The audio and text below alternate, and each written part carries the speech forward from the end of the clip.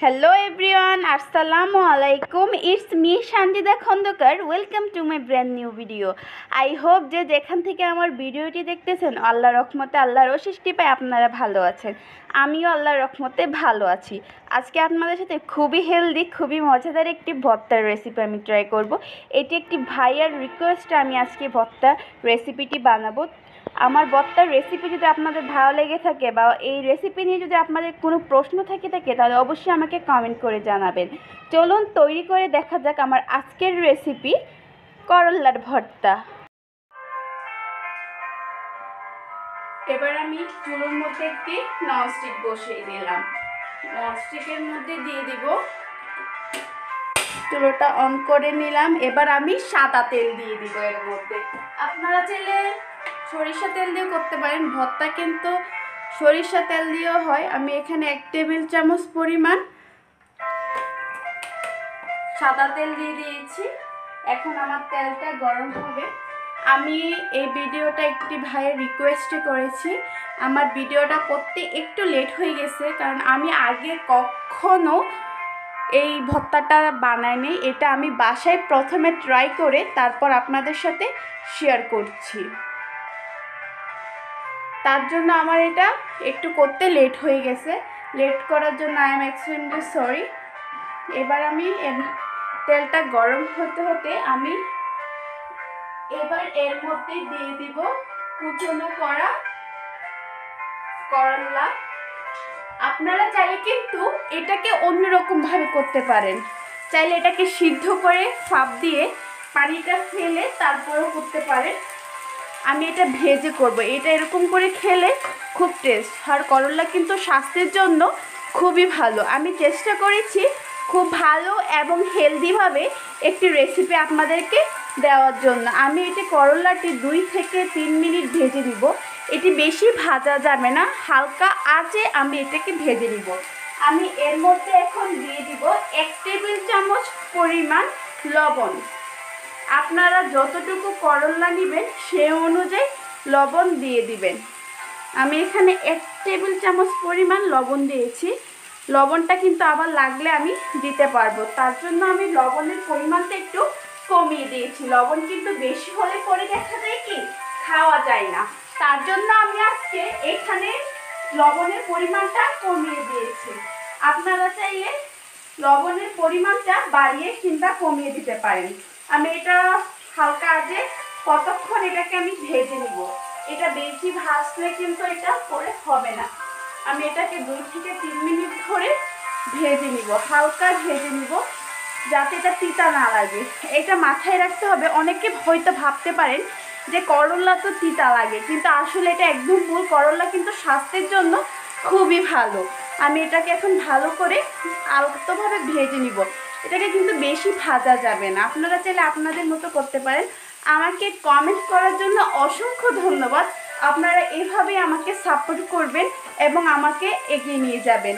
আশা করি আপনাদের অনুপ্রেরণায় আমাকে এগিয়ে নিয়ে যাবে।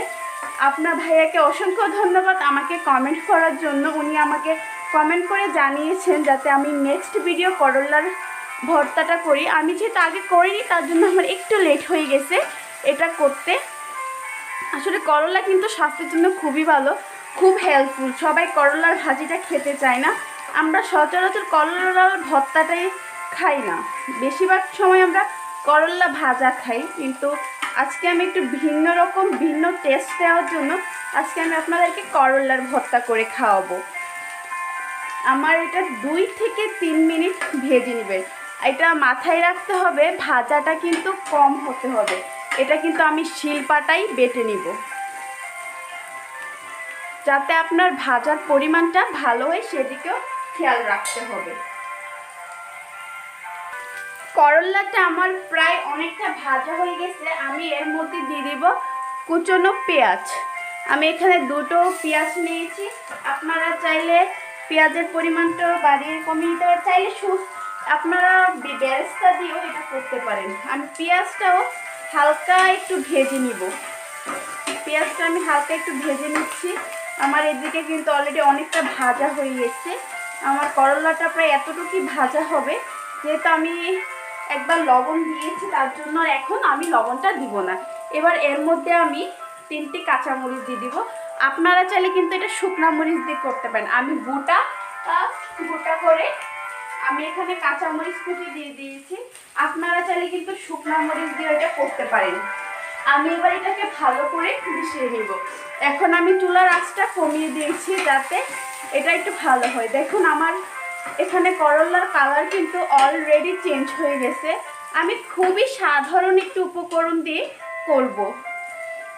এখানে আমার এটা অলরেডি মিশানো হয়ে গেছে। আমি এটাকে এখন ভালো করে নেড়ে চেড়ে মিশিয়ে নিব। আমার এখানে পেঁয়াজের কালারটাও সেম থাকবে, কাঁচামরিচের কালারটাও সেম থাকবে। আপনারা চাইলে কিন্তু কাঁচামরিচটা কেটে দিতে পারেন। আমি কাঁচামরিচটা গোটা দেওয়ার কারণ হচ্ছে যদি দেখেন আপনি মরিচের পরিমাণটা বেশি হয়ে যায় তাহলে কিন্তু এটা নিয়ে নিতে পারবেন। এটাকে আমি এবার ভালো করে একটু হালকা করে ভেজে নিব। আমার এখানে কিন্তু দেখেন আস্তে আস্তে এটা মিশে গিয়েছে। এবার আমি এটাকে ভালো করে মিশিয়ে নিব।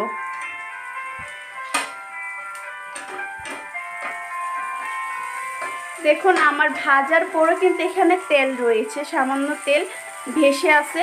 ভেসে থাকার কারণ হচ্ছে যখন এটাকে আমি শিলপাটায় বাটবো তখন তেলটা যখন আর ভর্তাটাতে থাকবে তখন খুবই মজা লাগবে, ভালো লাগে, ফ্লেভারটা খুব ভালো লাগে, খেতেও ভালো লাগে, একটা অন্যরকম স্বাদ এটার মধ্যে। আমার এটা অলরেডি হয়ে গেছে। আমি এবার এটাকে নামিয়ে নিব, নামিয়ে শিলপাটায় বেটে নিব।